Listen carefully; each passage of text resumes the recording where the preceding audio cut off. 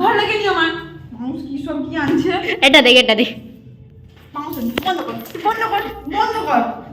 Heavy হয়েছে রে, heavy মানে আমার আনন্দ না।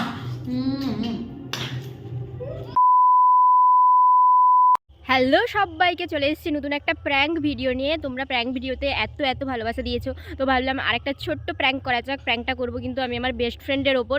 তো ও তো এসছে বাড়ি জগদ্ধাত্রী পুজোর জন্য, তো ওর জন্য আমি একটা বানিয়ে রেখেছিলাম গিফট, আর নিজের হাতেই বানিয়েছি। তো ওটা ওকে দেবো দেবো করে আর দেওয়া হয়নি। আজকে যাচ্ছি এখন ওর বাড়ি দিতে, তো ভাবলাম এখন যখন ওর বাড়ি যাচ্ছি দিতে, তো ছোট্ট একটা প্র্যাঙ্ক করা যাক, একটা মজার প্র্যাঙ্ক করা যাক ওর সঙ্গে।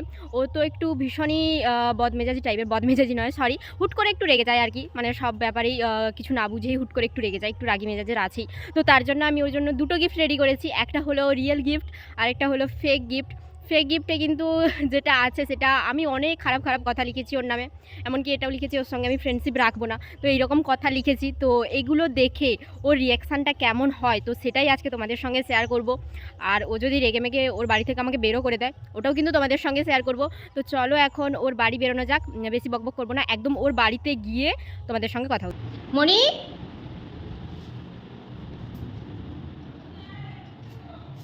কাকিমা, মনি কাই গো?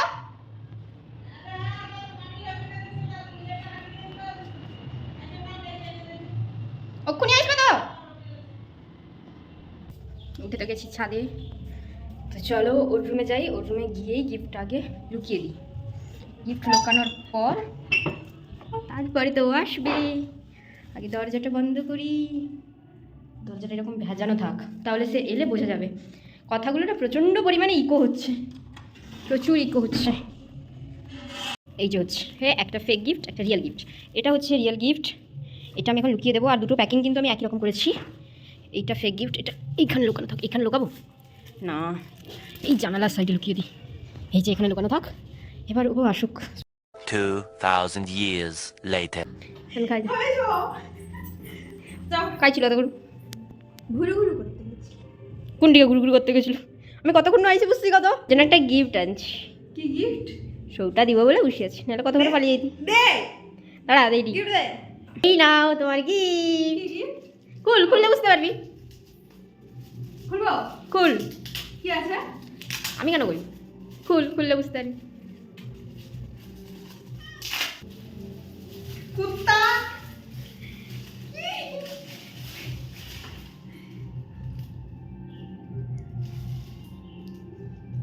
তুই বলবো তুই কি লিখা, কি লিখা এগুলা? তোর গিফট। ওটা আমার গিফট।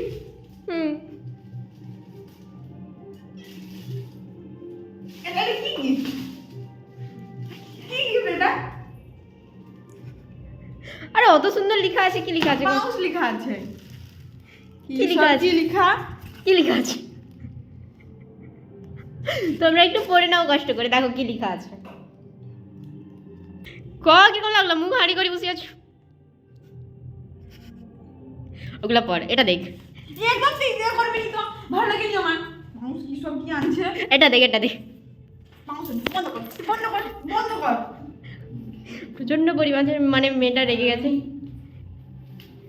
দেখ, এটা আমি ছাড়বো, এটা ছাড়লে সবাই বলবে যে এটা ভালো না, একদম ছাড়বি না। একদম একদম না। একদম ছাড়বি না। একদম না। আরে দেখ কত সুন্দর, হাতে মুড়ি দাও না। তুই বনি একবারে কি সব কি আনছে। ভালো লাগেনি তোর? পছন্দ হয়নি? না, মুখটা দেখো গাইস, কি পরিমাণ রেগে গেছে, কেঁদে ফেলবে এক্ষুনি মেয়েটা। এটা হলো ওর অরিজিনাল রাগ। ওয়েট ওয়েট, চোখ বন্ধ কর, চোখ বন্ধ কর। করবো নি। আসল গিফট আছে। আর কোনো গিফট? ও চোখ বন্ধ কর, উঠ উঠ উঠ, চোখ বন্ধ কর। সত্যি সত্যি গিফট দিব এবার। আর হ্যাঁ, যে আবার এরকম গিফট। না আর এরকম গিফট না হোক, ঠিক আছে, চোখ বন্ধ কর, চোখ বন্ধ কর, সত্যি চোখ বন্ধ কর। ওয়েট, আমার গিফট। কাঁদবি নি, লে এটা খুল। আবার আবার না খুল, ভয় পাও একটু খুলতে। সেমই হবে।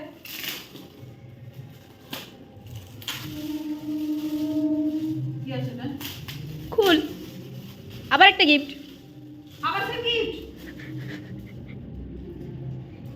ওকে বেশি রাগানো যাবে না, আজকে শ্বশুর বাড়ি চলে যাবে তো বেচারা, এই জন্য ওকে রাগানো যাবে না।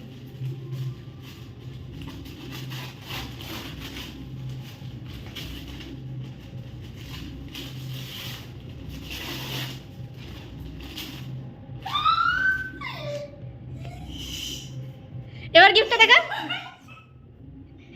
গিফটটা দেখা, আমার সবথেকে ফেভারিট জিনিস। দেখ এবার উপরে কি লেখা আছে, পড়, জোরে জোরে পড়।